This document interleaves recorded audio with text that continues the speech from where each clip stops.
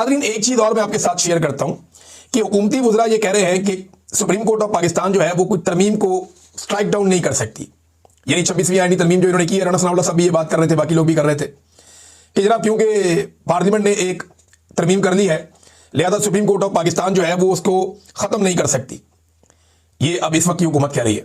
लेकिन मैं इसी हुकूमत को याद दिलाऊं कि जब हकीम सईद का कत्ल हुआ था और 1999 में, 90 की दहाई के आखिर में, हकीम सईद के कत्ल के बाद इन्होंने, नून लीग वालों ने एक कानून बनाया था दहशतगर्दी का, बड़ा खौफनाक कानून बनाया था।